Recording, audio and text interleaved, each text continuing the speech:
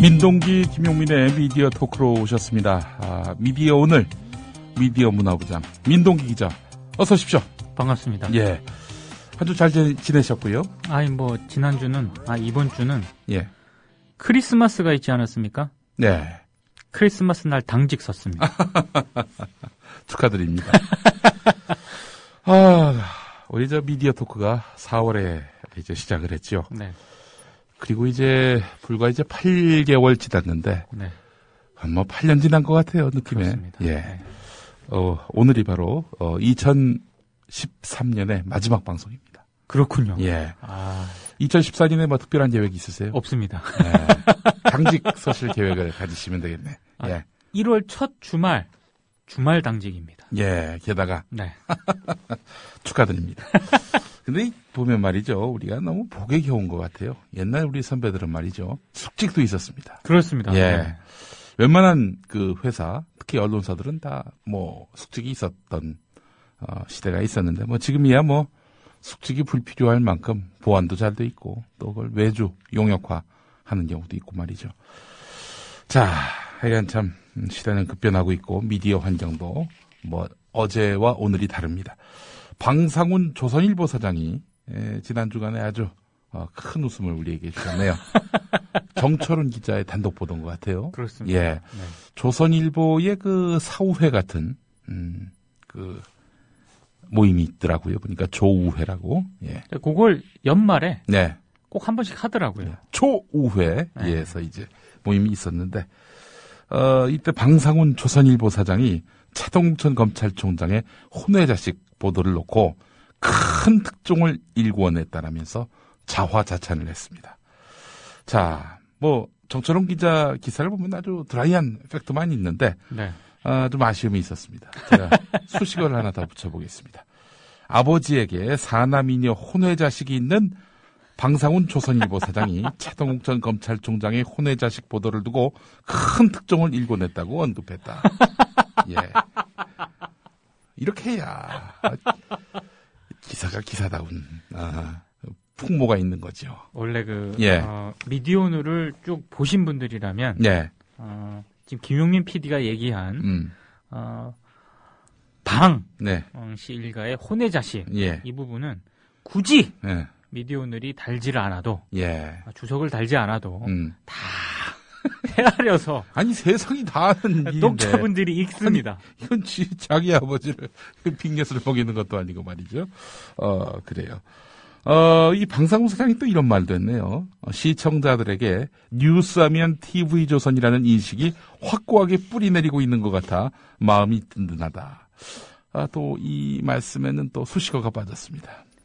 막말 뉴스하면 TV조선이라는 인식이 확고하게 뿌리내리고 있는 것 같아 마음이 든든하다. 정말 TV조선은 네. 정말 막 나가는 것 같습니다. 그렇습니다. 사실은요, 출연자들이 나와가지고 이런 말 저런 말 할 수 있습니다. 그럴 때는 출연자가 너무 한쪽으로 쏠린다 그러면 진행자가 그렇죠? 의식적으로라도 반대편에 더 서서 이렇게 방송을 보거나 듣는 사람들로 하여금 균형을 잡으려고 꽤나 노력하고 있구나. 이런 인식을 줘야 된단 말이죠. 그렇죠. 그런데 같이 편성해서 같이 놀자판이야. 이런 행태는 이 언론의 정도에서 벗어나는 것 정도가 아니라 이거는 기본적으로 이래선 안 되는 걸 알면서도 그렇게 가고 있는 것 아닌가. 특히 TV조선은 예. 전파를 통해 나가는 겁니다. 그렇습니다. 이거는 방송통신심의위원회의 심의를 받아야 되는 그렇습니다. 관리감독 대상의 네. 매체입니다. 전 국민을 대상으로 방송을 하는 거기 때문에 그렇죠. 반드시 시사 프로나 뉴스와 관련된 그런 진행자는 예. 최소한의 균형을 가져야 되거든요. 예전에 누구지? 아침마당 오랫동안 진행하셨던 이상벽 선생. 이상벽 선생님. 그 양반이 이제 방송 들어가기 전에, 네. 이제 생방송 들어가기 전에, 거기 오신 출연자들께 이런 당부 말씀을 합니다. 이 자리에서 갑자기 하나님의 은혜로 이렇게 됐어요. 라고 말씀하시면은, 네. 저는 의식적으로라도 부처님의 은혜일 수도 있잖아요. 라고 말하지 않을 수가 없다. 이렇게 출연자들한테 주지를 시킨다는 거예요. 그게 방송이거든요. 그렇죠. 예. 자, 그런데 우리 박상훈 사장이 지금 TV조선 뉴스가 매우 마음에 드신다 하시는 걸로 봐서는, 예. 제가 봤을 때, 예. 일종의, 자기 명령일 수도 있다는 생각이 들어요. 자기 명령. 왜냐하면, TV조선이 개국한 이후에, 이 방상훈 사장, 조선일보 안팎에서 계속적으로 들려왔던 여러 가지 소식 중에 하나가, 예. 이 방상훈 사장이 TV조선의 전망에 대해서 그렇게 밝게 보진 않는다. 네. 라는 얘기가 언론계에서 계속 돌았었고요. 예, 예. 그리고 최동욱 보도와 관련해서도 상당히 좀 부담스러워한다는 그런 얘기가 계속해서 이 정보가 입수가 됐었거든요. 예, 예. 뭐 기사화하지는 못했지만 예. 그런 얘기가 계속 돌고 있었던 그런 상황에서 갑자기 이제 2013년 조우의 송년회 밤에서 예. 이 방상훈 사장께서 이런 얘기를 하셨단 말이죠. 네. 여러 가지 좀 단순하게 방상훈 사장이 이 자사의 보도라든가 이런 거를 칭찬한 건 아닌 것 같고 네. 여러 가지 자기 최면을 건 게 아닐까 뭐 그런 생각이 들기도 합니다. 이건 멘붕 상태란 말씀이시죠? 네. 예. 알겠습니다. 자, 오늘도 많은 뉴스들 준비되어 있습니다. 저희에게 또 이렇게 깊은 사랑과 또 성원의 광고를 보내주신 분들이 계십니다. 그분들의 말씀을 듣고 잠시 후에 본순서 시작하겠습니다. 지상철 조합원 신청 광고입니다. 강화대교 앞에서 개념 부부가 만드는 개념 곰탕, 연지연 곰탕. 연지연이란 가마솥의 장작불로 온종일 구워내는 곰탕을 서로 나누어 이어지는 인연이란 뜻입니다. 연지연 곰탕이 민주주의를 열망하는 조합원 여러분과 국민의 건강을 책임지겠습니다. 곰탕 포장 판매는 한 팩 800g에 7,000원이며 7팩 이상은 무료 배송으로 드립니다. 연지연 곰탕은 강화대교 입구에 위치해 있습니다. 단체 주문 예약 및 포장 주문 전화번호는 010-7252-1114, 010-7252-1114, 031-989-9968. 조합원 단체 예약은 10% 할인해드립니다.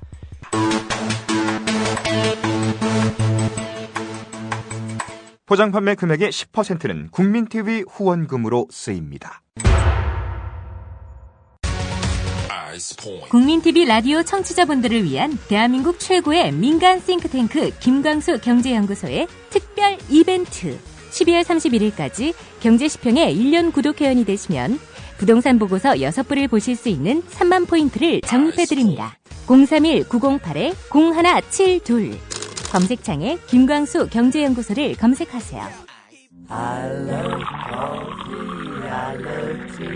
500원으로 즐기는 나만의 커피. 원두 쇼핑몰 헝그리 커피.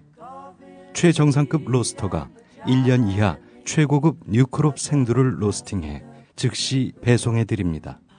대량 구매 시 가격이 할인됩니다. 검색창에 헝그리 커피를 검색하세요. 헝그리커피.com. 우리랩 상조 홍대리입니다. 정치자와 국민TV 조합원의 성원에 힘입어 저희 사장님이 국민TV와 본격적인 업무 제휴를 하기로 하고 시원하게 쏘셨습니다. 우리랩 상조는 어떤 위협에도 굴하지 않고 국민TV와 함께하는 신뢰받는 상조회사가 되겠습니다. 저희가 최고라고 하지 않겠습니다. 하지만 최선을 다하겠습니다. 열심히 하겠습니다. 지켜봐 주시고 도와주십시오. 1600-3267, 1600-3267 국민TV와 함께하는 우리라이프 상조 홍대리였습니다. 개념상조 우리라이프 상조가 여러분들의 성원에 힘입어 국민TV와 함께 상생할 수 있는 제휴를 맺었습니다. 우리라이프 상조는 참다운 상조 서비스를 위해 바른 길만 가겠습니다. 지금 가입하시면 회원님이 납입하신 소중한 납입금의 10%를 매달 국민TV 발전을 위해 사용하겠습니다. 1600-3267 국민TV와 함께하는 우리라이프 상조입니다. 전혀 저는 이해할 수가 없고 기막히고 억지가 아닌가 하고 생각을 합니다. 평지 풍파를 일으킨 게 누구냐 할 때 잘 운행되던 철도, 성실히 근무하는 철도인들을 자극하고 이렇게 파업까지 몰고 온 건 정부입니다. 100% 정부가 만든 파업이라고 생각을 합니다. 이익을 목표로 하는 그런 투자 자금이 들어올 때는 그건 명백한 민영화입니다. 이건 뭐 민영화 이해는 설명할 방법이 없습니다. 공익을 위해서 운영되어야 할 철도야. 그 이익을 목표로 하는 그런 민간 자본이 들어온다면 그건 민영화라고 표현할 수밖에 없죠. 네, 지난 주간에 저희 국민TV 라디오 노종면의 뉴스바에 직접 출연한 이철 전 코레일 사장의 말씀이었습니다. 출연했군요. 네, 저희는 누구나 다 출연시킵니다. 새누리당 의원들이 출연을 안 해서 그렇지 저희 섭외할 만큼 했고요. 응하지 않는 걸 어떻게 끌어낼 수도 없고 말이죠. 그러니까 왜 국회의원들이 비겁하게 방송 출연을 안 합니까? 네, 저희는 새누리당 의원들 얼마든지 환영합니다. 네. 지금까지 국민TV 라디오 개국 이래 이 출연한 새누리당 의원은 김성태 의원밖에 없습니다. 김성태 의원에 대해서 저희가 뭐 많은 분들이 또 비판을 하지요. 뭐 박원순 시장에 대해서 뭐 이루 말할 수 없는 그런 폭언을 그렇죠. 퍼부어서 사실상의 폭언이죠. 그런데 또 저희 국민TV 라디오에서는 김성태 의원에 대해서 무정히 또 고마운 마음이 있어서 대단한데요? 예. 그 출연 예. 했다는 것 자체만으로도 그렇습니다. 나와서 또 그 빅 선물도 주고 가셨어요. 무슨 말을 했냐면은 예전에 그 박근혜 대통령이 그런 말을 했잖아요. 그 무상보육은 중앙정부도 책임을 져야 한다. 그렇죠. 라는 말인데 분명히 중앙정부라고 그랬습니다. 네. 근데 그 중앙정부 안에 지방정부도 다 포함되는 거다. 그렇기 때문에 그 무상보육 잘 안 되는 거는 서울시 책임도 있다. 부인 말도 안 되는 말씀을 하셔가지고 저희들에게 큰 뉴스거리를 또 주고 가셨던 김성태 의원. 아이 고마운 마음을 금치 못해요.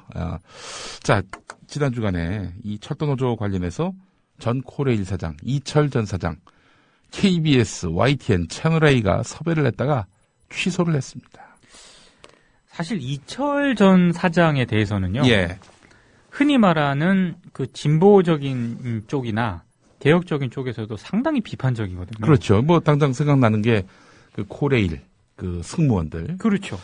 그분들은 뭐 정규직으로 알고 들어왔는데 뭐 자회사 직원으로 하더니 이분들의 어떤 그런 처우에 대해서 이렇게 획기적으로 약속한 대로 지키지도 못했고요. 결국 그분들이 이제 거리에 나앉아서 그렇죠. 투쟁할 때도 굉장히 뭐 냉혹했죠. 냉혹했죠. 네. 네. 그렇기 때문에 뭐 이렇게 좋게 보는 분들은 참 많지 않습니다. 많은 어쨌든 이 코레일 민영화와 관련해서 요즘 목소리를 내고 있단 말이죠. 그렇죠. 다른 사람도 아니고 코레일 전 사장이 뭔가 말을 한다. 당연히 방송사가 부를 수 있는 거죠. 이건 정말 방송사에 계신 기자나 PD라면 당연히 섭외 대상 1순위입니다. 전 사장인데다가 그런 여러 가지 이력도 있고 그리고 이데올로기적으로 봤을 때 이철 전 사장은요 절대 진보적인 사람이 아니거든요. 예. 근데 이런 사장이 민영화에 대해서 반대 목소리를 내고 뭐가 문제인지 이렇게 얘기를 한다는 것 자체만으로도 예. 당연히 섭외 대상 1위죠. 예. 그런데 방송 3사에서 동시에 예. 섭외를 했다가 예. 출연을 취소 통보를 받았거든요. 네. 물론 각각 또 방송사들의 얘기를 들어보면 예. 나름의 이유는 분명히 있습니다. 예. 그리고 그 이유를 들어보면 또 일방적으로 뭐 정권의 눈치를 보고 네. 출연 취소를 통보했다. 예. 이렇게만도 볼 수 없는 상황이 분명히 있긴 있어요. 네. 그럼에도 불구하고 예. 이걸 취재를 한 저와 정철훈 기자가 봤을 때는 네. 또 전혀 없는 것도 아닌 것 같다. 그러니까 여러 가지가 좀 복합적으로 작용을 한 건데 예. 제가 안타깝게 생각하는 거는 도대체 이철 전 사장이 방송 출연을 제대로 할 수 없을 정도면 그럼 도대체 박근혜 정권 하에서는 예. 누가 방송 출연을 해야 된다는 겁니까? 아니 그러니까 이제 이런 거예요. 이철 전 사장을 안 부르는 것, 불렀다가 취소한 것은 너무 한쪽 편에 편향된 분을 불러서는 안 된다. 이런 얘기인데. 아니 그럼 이철 전 사장 말고 그 방송 출연하신 분들은 정말 객관적이고 공정한 말만 공정한 입장만 지금까지 견지하신 분들인가요? 글쎄 말이에요. 그런 게 어디 있습니까? 아니 지금 이제 잠시 후에 또 우리가 거론할 이봉규 형. 이봉규 형은 뭐 중립적인 인사라서 그렇게 날마다 초대하고 심지어 진행까지 맡기고 예능 프로까지 나온다면서 TV조선. 뭐 강적들 뭐 이런 쪽에서는 어처구니가 없구나 진짜. 그렇습니다. 아니, 근데 그러니까. 그 형님은 나중에 얘기할 거죠. 너무 나가요 요즘. 예. 아니 그게 문제라면 왜 그 사람을 불러?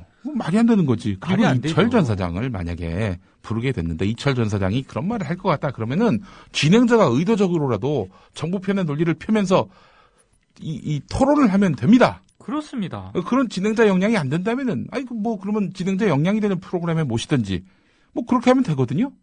근데 그게 아니라 그 사람 자체는 편향된 사람이기 때문에 부를 수 없다. 이게 말이 되는 얘기를 해야지. 아니 정말로 제가 진행자라면 예. 난 그거라도 물어보겠어요. 네. 지금 이철 전 사장이 민영화에 대해서 이렇게 반대를 하지만 예. 당신도 KTX 여승무원들 네. 그런 식으로 그때 하지 않았냐. 예. 뭐 솔직히 똑같은 사안은 아니지만 네. 그 입장이 지금 막 배치가 되는데 그 부분에 대해서 어떻게 생각하냐. 진행자가 이렇게 물어볼 수도 있는 거 아닙니까? 그렇죠. 아니, 전 그게 또 한쪽 편에 서 있는 사람이라면은 기술적으로 다른 편에 서 있는 사람을 불러다 놓고 그렇죠. 뭐 현 사장, 최은혜 사장도 뭐 불러가지고 둘을 붙여서 그렇게 대화를 시킬 수도 있는 거거든요. 그렇죠. 그런데 그것도 아니고 그냥 취소를 한다? 이거는 뭐 그 취소한 명분이 없다고 봅니다. 아니, 애초에 섭외를 했잖아요. 섭외를 했는데 갑자기 취소를 한다? 아니, 뭐 이철 선생의 지위가 달라졌습니까? 전 코레일 사장이라는 지위가 달라졌나요? 전혀 아니죠. 아니, 이철 전 사장은 코레일 전문가입니다. 코레일에 대해서 경영도 해봤고 그 맥락을 잘 아는 분이에요. 한쪽 편에 섰다 하더라도 그분의 전문가적 식견에 대해서 물어볼 수 있고 거기에 답을 듣고 그 자체로도 뉴스가 될 수 있는 건데 그걸 마다한다? 이거는 정상적이지 않은 무언가의 압박에 의해서 결국에는 캔슬이 된 것이다라고 보지 않을 수가 없는 겁니다. 그러면 그런 얘기도 있습니다. KBS 같은 경우는 예. 그 경찰이 민주노총 사무실을 치고 들어가지 않았습니까? 예. 지난 22일 날. 네. 그때 치고 들어간 이후에 이제 아이템을 그 경찰의 그런 치고 들어간 거에 대한 정당성 이런 걸 가지고 이제 토론을 했다고 그래요. 네. 그래서 이제 주제가 바뀌었기 때문에 예. 아이템이 바뀌었으니까 패널이 바뀐 것이다. 네. 좀 100번 인정한다고 합시다. 네. 그러면 지금 코레일 민영화를 두고 계속 논란이 이어지고 있잖아요. 예. 다시 부를 수도 있는 거 아닙니까? 그렇죠. 민영화와 관련된 이런 얘기는 계속 진행이 되고 있습니다. 아니, 그리고 그 공권력 투입권과 물론 관련해서 그거 관련해서 이야기를 나눈다? 아니, 얼마나 이야기를 끌고 갈 수 있겠어. 결국 그 공권력 투입이 가능했던 문제가 바로 코레일에 그렇습니다. 민영화 10이 아니에요. 이거를 아니 저는 제가 PD나 제가 예. 그 제작진이면은 예. 오히려 변호사보다 예. 이철 전 사장이 더 좋아. 그렇지. 얘기하기가. 예. 당신 어떻게 생각하냐 물어볼 수 있잖아요. 그렇죠. 공권력 투입에 대해서 어떻게 생각하냐. 예. 그러면서 그리고 과거 얘기도 할 수 있는 거고. 공권력 투입을 결국에는 부른 철도 민영화 논란에 대해서 한번 따져봅시다. 이러면서 이야기를 무궁무진하게 끌고 갈 수가 있어요. 그렇습니다. 그런데 이 건 관련해서 대답할 만한 위치가 아니기 때문에 캔슬한다? 이건 말이 안 돼. 방송물을 먹어본 사람이라면, PD라면은 이게 대단히 비정상적인 섭외 캔슬이라고 볼 수밖에 없는 겁니다. 그리고 제가 참 우울한 얘기를 하나 들었는데요. 네. 이걸 취재하는 과정에서 예. 제가 이제 다른 기자들한테 좀 물었습니다. KBS 다른 기자들한테. 예. 그래서 이걸 잘 모르고 있더라고. 음. 이 사안 자체를. 네. 그래서 내가 상황 설명을 해주고 어떻게 생각하냐 얘기를 하니까 복수의 KBS 기자들이 뭐라고 그러는지 압니까? 뭐라고 그래요? KBS가 예. 이철 전 사장을 섭외를 시도를 했어요? 섭외 시도한 것에서 일단 시도한 것에서 서프라이즈구나. 의미를 두는 거야. 진일보한데? 이러면서. 비단 캔슬했다 하더라도 캔슬했다 하더라도 시도했다는 것 자체 의미를 두고 있더라고요. 어허. 이 KBS 이런 상황입니다, 지금. 예, 그렇군요. 제가 그 얘기를 듣고 참 한편으로는 어이가 없으면서 캔슬한 거에 대해서 막 분노하는 게 아니라 시도를 했다 이거지. 섭외 시도를 했구만. 나중에 취소는 했지만 응. 오케이를 해가지고 섭외를 하려고 했다는 것 자체만으로도 KBS 기자들은 평가를 하더만요. 그렇군요. 이게 참 우스운 소리입니다, 정말. 그래요. 아니야, 진짜 방송통신심의위원회 이런 데서 말이죠. 여당 추천 위원들이 무슨 공정성 이거 갖고 시비를 거는데 TV조선이나 채널에 있는 방송을 안 치나 봐. 그거 보면은 방송통신심의위원회는 과로사합니다. 과로사해. 왜 JTBC하고 이런 데만 보냐 이거야. 왜 손석희만 보냐 이거야. 지금 TV조선 채널A에 널린 이런 편파적인 불공정한 방송 이거를 안 하면서 이거는 눈 감으면서 JTBC 손석희의 뉴스난 이것만 갖고 시비 거는 거는 이거는 누가 보더라도 대단히 정치적인 심의다라고 볼 수밖에 없고, 아예 방송통신심의위원회가 이러면은 존재할 필요가 없는 거예요. 그 시골에 저희 청주에 이제 부모님이 계시잖아요. 예. 근데 이제 부모님이 주로 이제 낮에 예. 할 일이 없으시거나 이러시면 예. 이제 종편을 가끔 트십니다. 예. 그러면 이제 TV조선에 예. 엄성섭 앵커 있지 않습니까? 그 사람은 MBN 출신이에요. 그렇습니다. 예. 그것도 저기 TV조선 가기 전에 여러 라디오 방송에서 뭐 브리핑 같은 거 했었습니다. 많이 했었죠. 예. 네. 그때는 뭐 전혀 이런 사람인 줄 몰랐지. 그렇습니다. 예. 근데 우스갯소리인데요. 예. 이런 얘기를 하시더라고요. 예.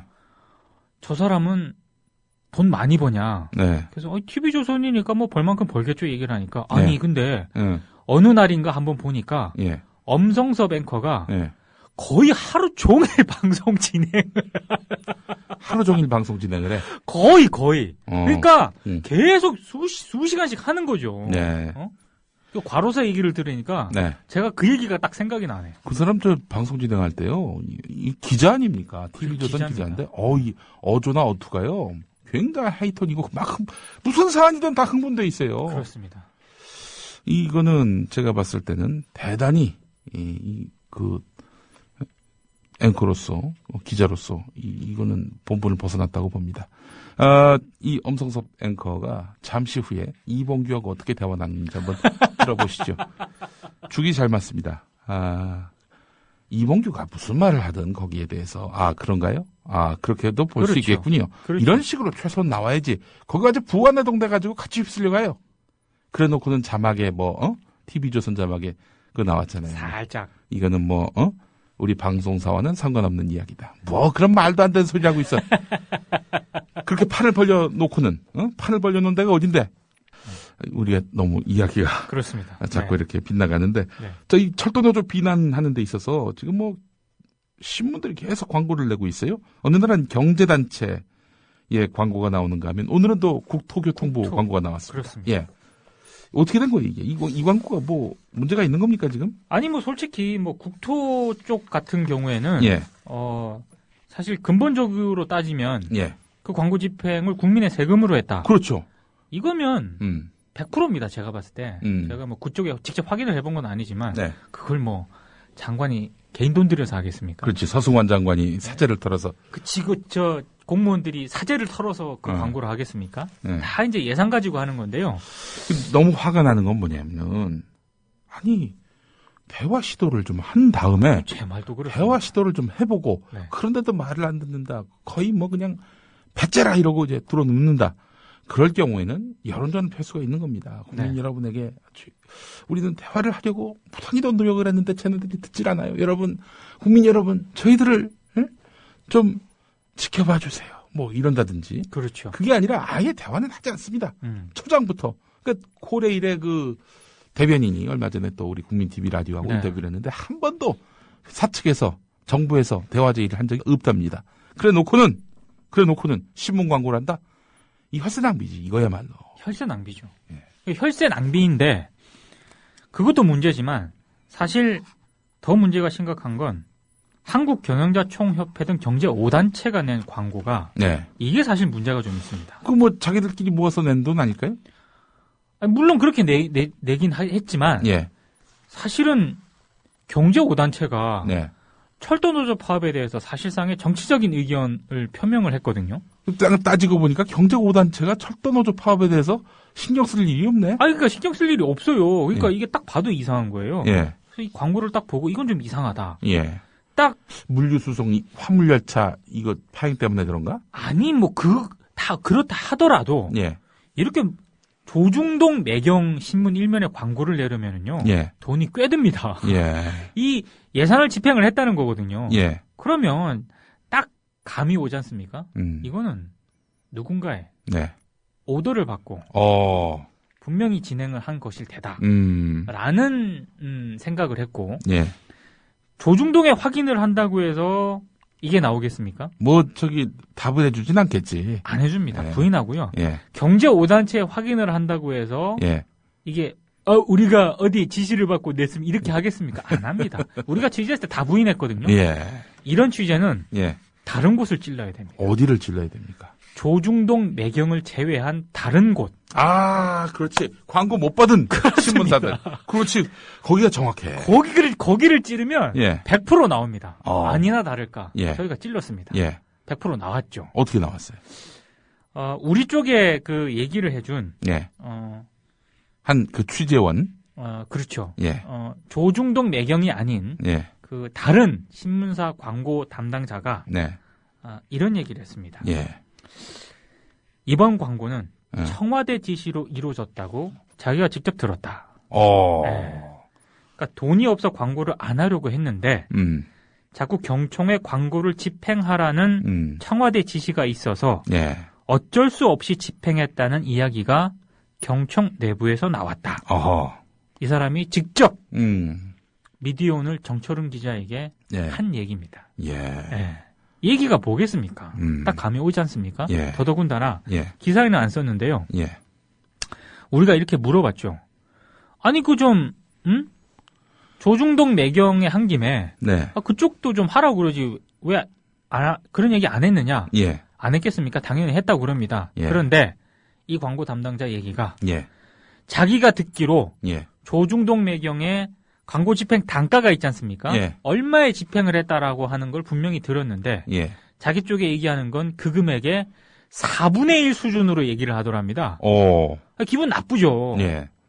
예를 들어서 이제 조중동에 1,000만 원을 이렇게 줘서 광고를 했다면 우리 쪽에 하시죠 이러니까 네. 한 250에 되겠습니까? 이렇게 얘기를 한 거지. 그러니까 우리 뭘로 보고? 우리 뭘로 보는 거야. 아. 그리고 그 광고를 실으려면 예. 상당히 좀 비판도 감수를 해야 되지 않겠습니까? 그렇죠. 예. 네? 조중동이야 뭐 워낙 그러니까. 네. 근데 다른 곳은 그렇게 이념적 색채가 그렇게 강하지 않기 때문에 예. 이 싫으면 왜 싫었냐 이렇게 욕을 좀 얻어 먹어야 되거든요. 예. 근데 그런 비난을 감수하기에는 예. 액수가 작았던 거지. 그러니까 타진을 했었던 것 같아요 보니까. 예. 그러니까 참 이 말씀을 들으니까 생각이 나는데 제가 아는 분 얘기도 그렇습니다. 어디다 신문 광고란 말이죠. 모든 신문에 그 신문 광고를 하는 데는 대기업입니다. 그렇습니다. 예를 들어서 뭐 삼성 라이온즈가 우승을 했던 한국 시리즈. 네. 그러면 모든 신문사들 다 하죠. 삼성이기 때문에 가능한 거예요. 그렇죠. 근데 뭐 삼성 같지 않은 소규모 회사가 말이죠. 어디다 이제 광고를 냈단 말입니다. 광고를 내면은 이제 그 비슷한 그 성향의 신문들 또 비슷한 사이즈의 신문들의 광고팀이 찾아옵니다. 그렇습니다. 찾아와요. 찾아와가지고 우리도 광고하시라 이렇게 물어봐요. 뭐 안 되더라도 찔러는 보는 거죠. 예. 통상 그래서 예. 마이너 매체라든가 이런 쪽에 광고주들이 광고를 할 때 예. 광고보다는 예. 협찬을 선호합니다. 협찬을 선호. 거기 광고했다가 예. 개떼같이 달려들거든요. 또 이런 것도 있어요. 지난 이명박 정권 때 일인데 어떤 진보 언론 같은 경우 거기에 만약에 광고했다가 뭐 다른 신문사들이 달려드는 것보다도 더 걱정되는 것이 이 신문에다 광고해가지고 권력에 찍히면 이게 참 골치 아파지잖아요. 사실 그걸 가장 두려워하죠. 그래서 이 네. 진보 언론에다가 우리가 광고는 낸 걸로 하자. 그렇죠. 돈은 받아라. 네. 뭐 이런 경우가 있었다는 뭐 소문이 있습니다. 어느 신문이라고 제가 특정하지 않았습니다. 네. 예. 저도 그런 소문을 익히 들어 잘 알고 있습니다. 또 이런 얘기도 있습니다. 예. 어느 신문사가 말이죠. 저희가 이제 모 신문사에다가 네. 미디어 협동조합이 광고를 내려 했습니다. 네. 이건희 회장님, 저희는 앞으로 삼성으로부터 광고를 받지 않겠습니다. 뭐 이런 내용의 이제 광고를 이제 실으려고 했어요. 싣지 못할 가능성이 99%였어요. 예, 그래서 그 신문, 실어줄 만도 할 것 같다고 생각했는데 그 신문이 거부를 했습니다. 네. 그래서 B신문에다가 또 이제 연락을 했어요. B신문에서, 무슨 광고를 왜 마다해요? 보내주세요. 해가지고 보냈지. 예, 보냈는데, 거기서도 연락이 없습니다. 그래서 저희가, 이 한국 언론의 상당한 그 맹점이다 싶어서, 인터넷에다가 광고를 했습니다. 광고 문구를 딱 보여주면서 이거 실어줄 신문사 있으시면은 연락 달라. 그랬는데 저기서 연락이 오더만요. 문화일보. 문화일보에서 연락이 왔는데 광고를 준다고 그러니 이거 마다할 이유가 없다 해가지고 달려들었는데 그래서 네. 문화를 보내줬지. 문화를 못 보고 우리한테 연락이 온 거야 한마디로 얘기해서. 어떻게 됐느냐? 연락이 없어. 문화일보 연락 좀 줘! 그랬었습니다. 그러니까 어디다 광고를 내면은 그 비슷한 사이즈의 신문사들이 달려들어가지고 우리도 그렇죠. 광고 달라. 네. 예를 들어서 거기가 기업이다. 근데 광고를 안 줘. 우리 차별하는 거냐. 이래서 막 겁박을 하는 경우도 있는지 모르겠습니다. 있죠. 덜어는 있죠. 있을 것 같았어. 기자들이 동원되기도 합니다. 기자들이 동원돼가지고. 그래서 참 신문 광고 낼 때 이렇게 참 기업들이 고민이 많다는 얘기가 있습니다. 이 신문들이 너무 많아요 또. 그렇죠. 예. 그런 얘기를 또 우리가 좀 잠시 해봤는데, 자 그렇다면 경제단체의 이 광고 배후에는 청와대가 있을 수 있겠다 이런 의심을 하게 될 수 있는 거군요. 그렇죠. 청와대 쪽 우리가 김행 대변인한테 물어봤죠. 예. 당연히 이제 부인을 하는데 예. 어찌됐든 이 조중동 매경을 제외한 다른 매체 광고 담당자들도 다 경제단체의 관계자분들하고 접촉을 하거든요.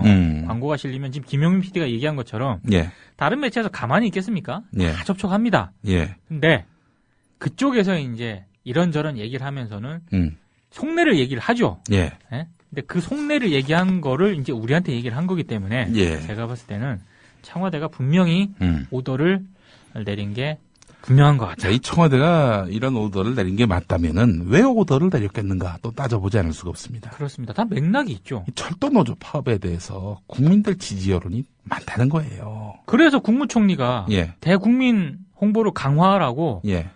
그 얘기를 하고 나서 예. 딱 광고가 실리지 않습니까?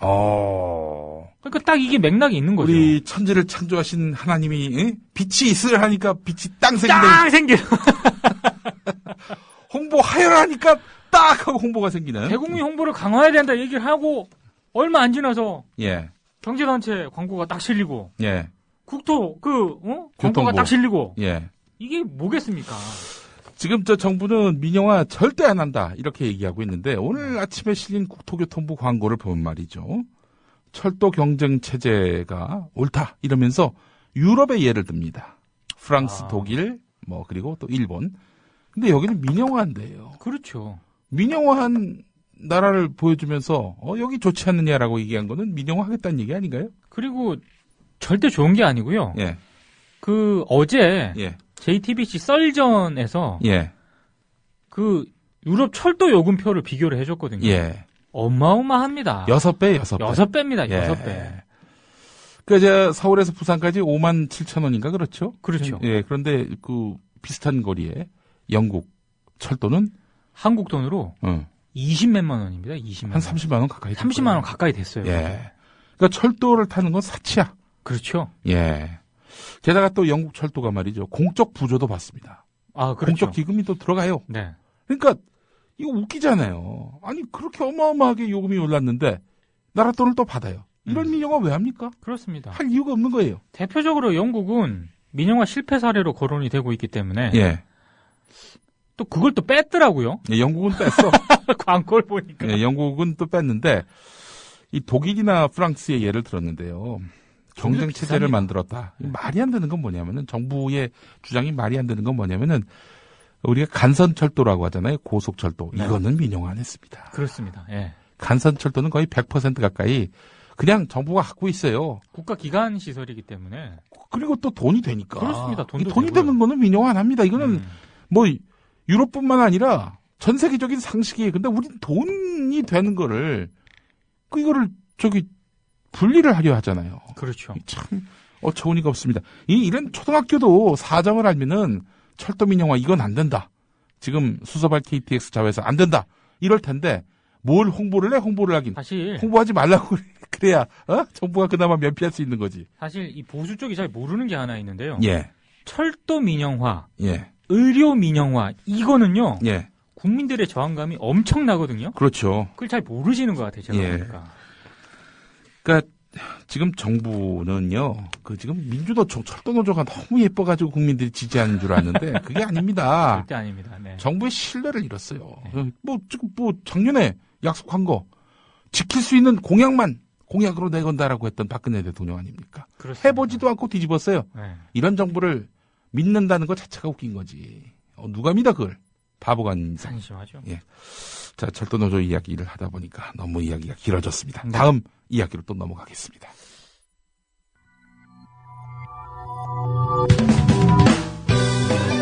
미디어를 알아야 미디어에 먹히지 않는다.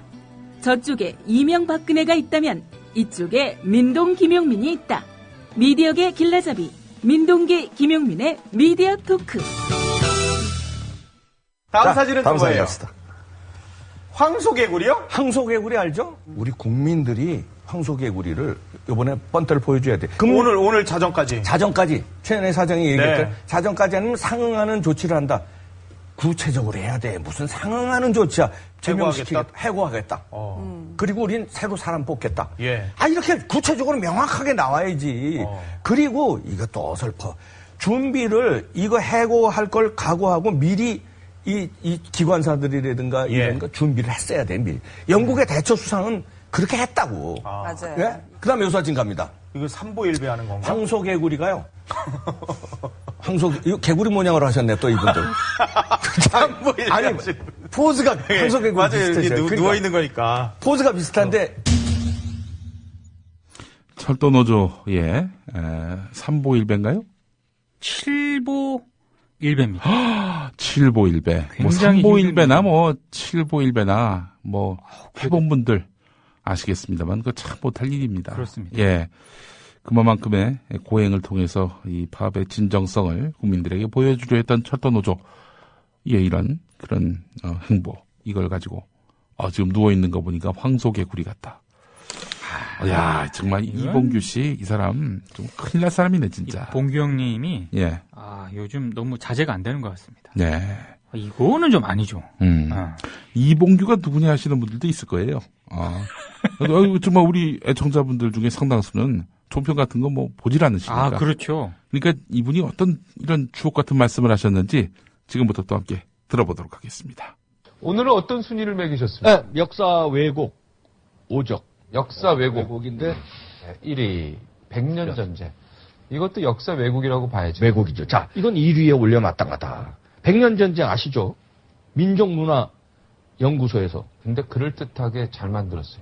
진짜 다큐멘터리처럼 잘 만들었다. 어떻게 막 CG도 잘 만들고 컴퓨터 그래픽도 잘 만들고 막 그 역사적 고증이나 이런 것들에 대해서 거의 사람들이 다 속을 만큼 그러니까 잘 만들었기 때문에 이게 넘어가는 거예요. 왜곡이 될 수 있다 이런 얘기죠. 자, 꽃뱀이요. 네.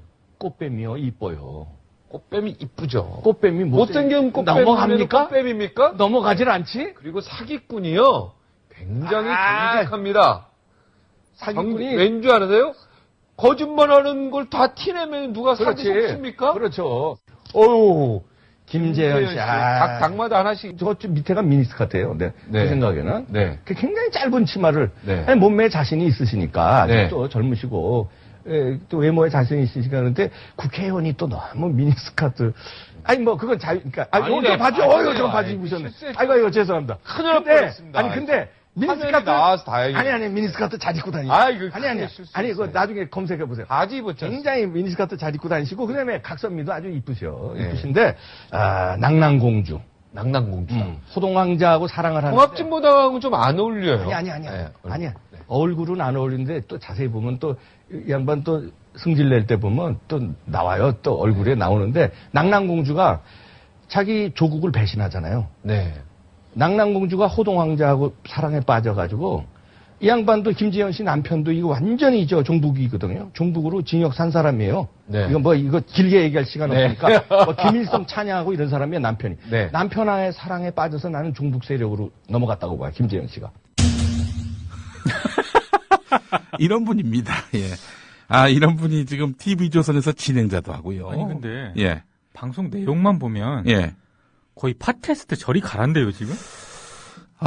이 팟캐스트의 청취자층은요, 아주 수준이 높습니다. 그렇습니다. 이분들이,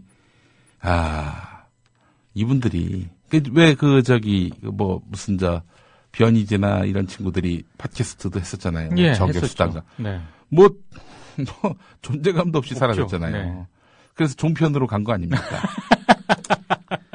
팟캐스트 청취자들이 진보적이다, 한쪽에 쏠렸다 그럴지 모르겠지만 똑똑한 분들입니다. 그럼요. 깨어있는 개념 어린 그런 민주적 시민의식을 갖고 계신 분들인데 이런 분들이 이 이봉규 들어주겠습니까? 안 들어주죠. 안 들어주죠. 근데 이제 이 종편에서 잘 팔려요, 이 양반. 지금 이봉규 씨. 이봉규 씨하고 내가 만난 적이 있습니다. 그래요. 예전에 4월인가 3월인가. 채널A? 채널A 그때 네. 나갔었잖아요. 네. 박종진의 쾌도남마. 네. 거기가 진행자더라고, 보조 진행자야. 맞아요. 보조 진행자였어요. 보조 진행자로 하고 내가 나온 거지. 이럴 때는 꼭, 보수 대 진보를 갖다 붙여요. 그렇죠. 예. 네. 제가 진보적 인사라고 말할 수는 없지만은 하여튼 그들 눈에 보면은 내가 진보겠지. 그래서 균형 맞춘다고 거기다 이제 이봉규를 갖다 앉혔는데, 한 뻘소리를 하더라고. 국정원 선거 개입과 관련해서 내가 아주 그냥 광분을 했지. 그랬더니, 국정원이 할 일을 했다. 이런 식으로 나오는 거야. 아이고, 이 사람 진짜 큰일 날 양반이구나 생각을 했는데, 이봉규 씨가 저한테 한 말이 있습니다. 사석에서. 뭡니까? 국민 TV 시작되면은 자기를 꼭 불러달라는 겁니다. 내가 봤을 때 이봉규 선생은 이런 사람입니다. 지금 거기 갑이 저 종편사 아니에요. 그렇죠. 자기는 을이고 을도 아니지 병정쯤 될 거야. 그러니까 갑이 원하는 그 어떤 컨셉과 또 테마에 맞게 그렇게 해주는 거예요. 국민 TV 한번 불러볼까? 그 형님 또 여기 맞춰서 할 거야, 틀림없이. 안 봐도 비디오입니다. 아니, 근데, 아무리 그 갑의 비위를 맞추고 이렇게 한다 하더라도, 아니, 어떻게 철도, 7보 1배를 하고 있는 철도 노조 조합원들을 향해서, 여기 황소개구리 2마리가 이렇게 얘기하고, 그게 실언인 것 같으니까 바로 두 분이, 이거는 정말 제가 인터넷 방송이라든가 팟캐스트를 절대 비하하는 건 아니지만요. 팟캐스트나 인터넷 방송도 이렇게는 안 합니다. 그렇죠. 이게 뭡니까 지금? 이제 팟캐스트를 비유하시는 건 이거지. 제약이 없으니까. 그러니까 제약이 없으니까. 표현의 제약이 없는 그런 매체다 보니까 팟캐스트를 비유하신 건데, 그러니까 팟캐스트는 정부, 방송통신심의위원회 이런 데로부터 심의나 제재를 받지는 않지만, 그렇죠. 이런 듣고 계신 청취자들의 그런 이런 집단 지성에 의해서 이 수준과 또 윤리 의식이 이렇게 살아 있어요. 그렇습니다. 예. 비판을 할 때도 최소한의 이게 정말 비판을 이 방송을 들으시는 분들에게 최소한의 공감이 가게끔 그렇게 얘기를 하려고 노력을 하는데 이게 뭡니까 이건 도대체가. 방송통신심의위원회에서 이봉규 씨 굉장히 많이 거론이 됐었고요. 그렇죠. 실제 이것 때문에 채널A가 어마어마하게 또 징계를 받았어요. 고생도 했죠. 예. 자, 그때마다 이 사람들이 무슨 얘기를 하냐면은 이봉규 씨 개인의 이야기다. 우리는 상관이 없다. 이런 식으로 나와요. 그렇습니다. 말도 안 되는 소리입니다. 그러면은 한번 데려다 놓고 실수가 있어서 정말 이거는 그 사람의 책임이고 우리는 관계없다라고 한다면 다시는 부르지 말아야지. 그렇죠. 왜 계속 불러? 제가 보니까 올해 종편사들이 방송통신심의위원회로 여러 번 불려가지 않았습니까? 그러다 보니까 이제 나름 노하우를 알아. 황소개구리 이거를 방송을 할 때도 보니까 TV조선이 딱 자막을 깝니다. 본 코너는 출연자의 주관적 해석을 바탕으로 한 풍자 코너로서 TV조선 취지와는 다를 수 있습니다. 그러니까 되게 통박이 막 잘 굴러가는 것 같아요. 그러니까 뭔가 위험하다. 그렇죠. 싶을 때 그때는 그런 자막을 한 번쯤 버튼을 눌러주는 거지. 그렇죠.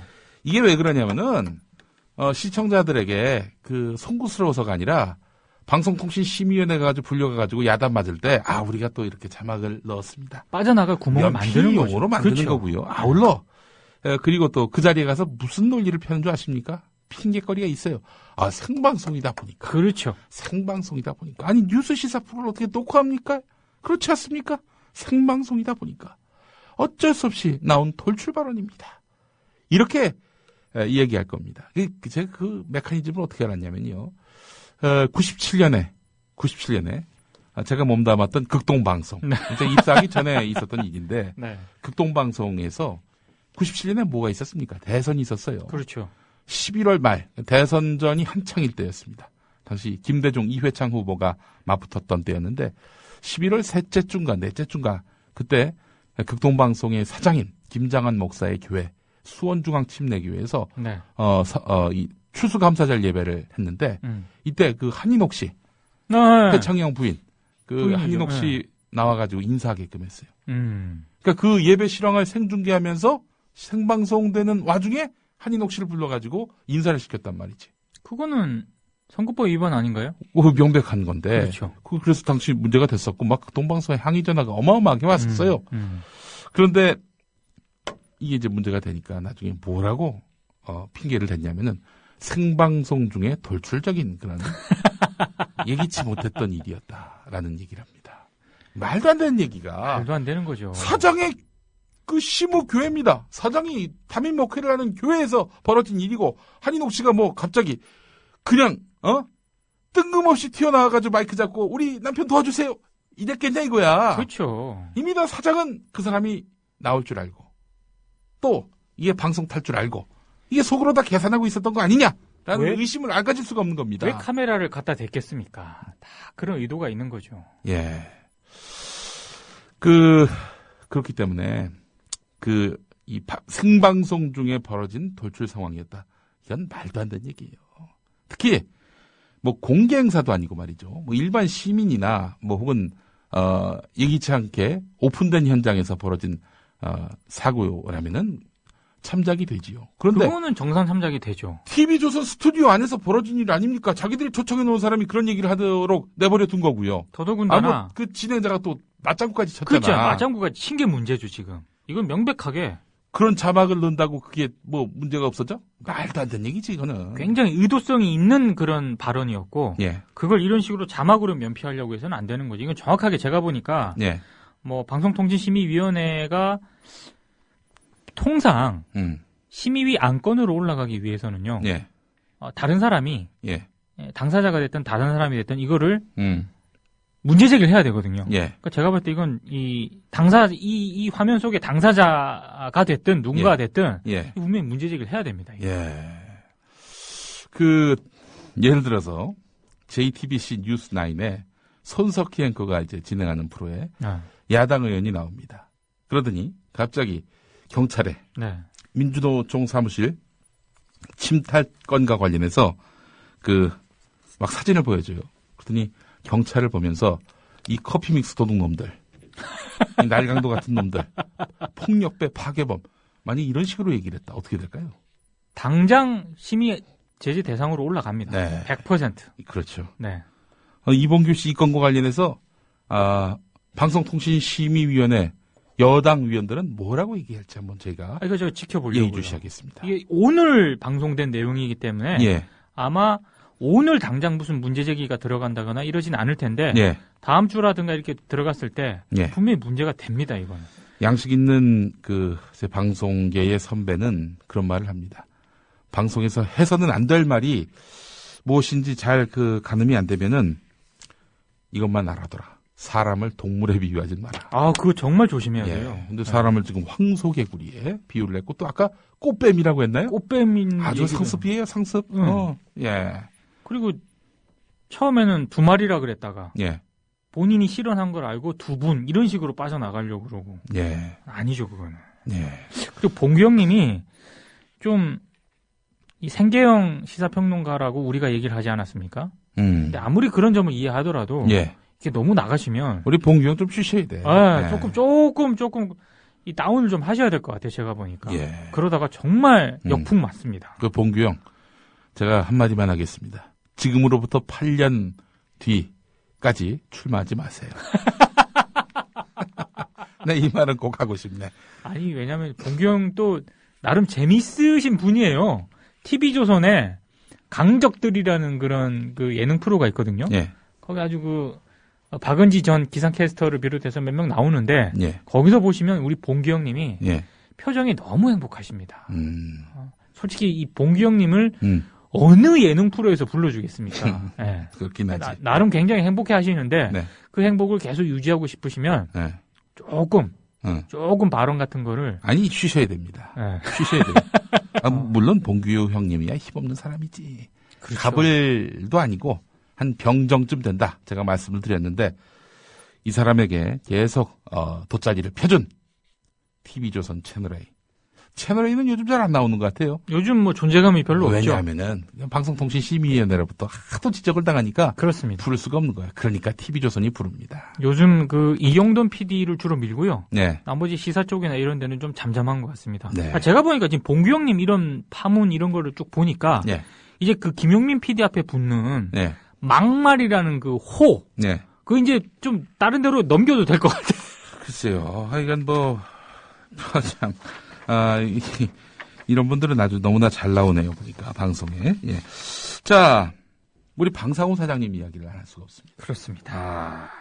최동욱 전 검찰총장 혼외자 보도와 관련해서 앞서서 또 잠깐 얘기하셨는데, 네. 이 방상훈 사장,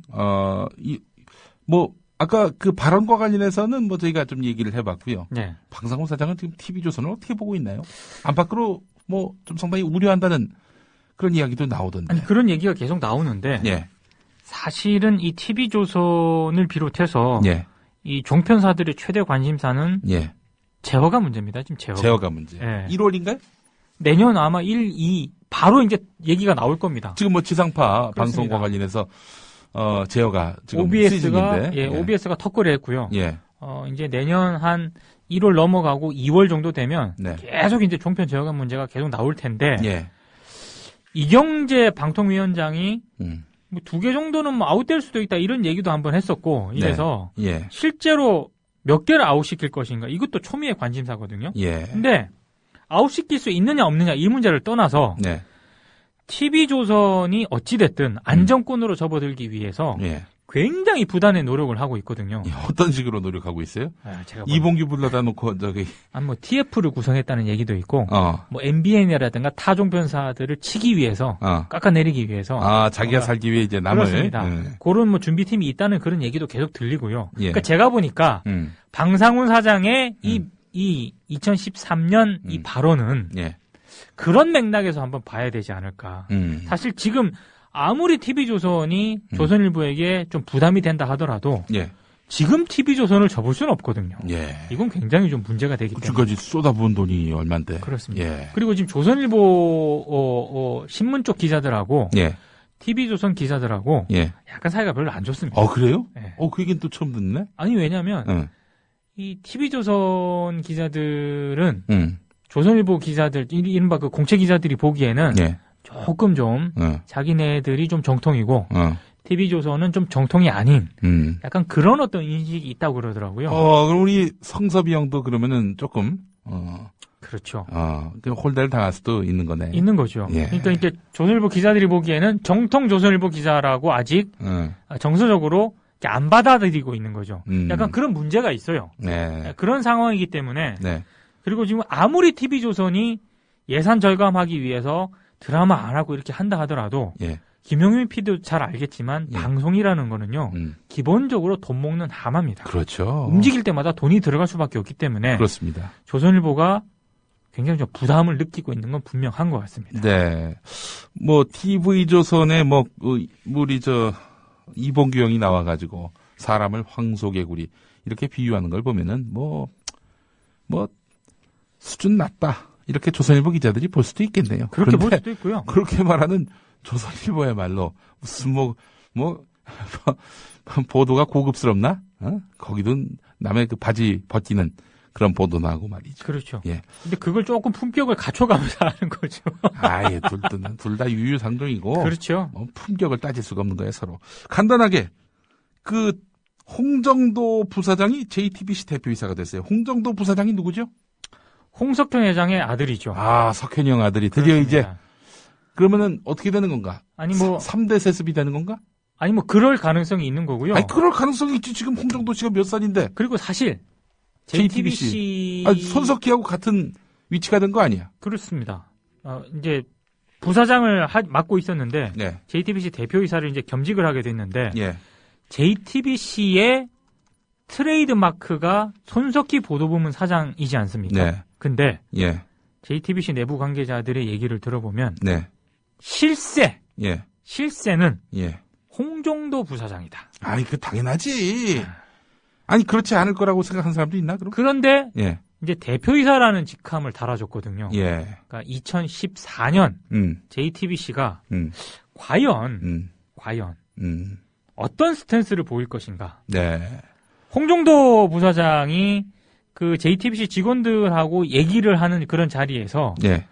광고주들의 이런 여러 가지 요구 이런 거에도 JTBC가 좀 부응을 해줘야 된다. 이런 얘기도 한번 했었거든요. 광고주의 요구에 부응한다면은 뭐 친기업, 뭐 친자본적으로 가야 된다 이런 얘기 아니에요? 그러니까 직설적으로 그렇게 해석을 할 수도 있는데 예. 적어도 이제 JTBC가 출범한 지 몇 년이 됐고 예. 이제 제어가가 만약에 승인이 나게 되면 예. 그때는 수익도 내야 되고 광고주들의 요구에도 적절하게 부응을 해야 되고 이런 뉘앙스 아니겠습니까? 네. 그런 얘기가 뭐냐?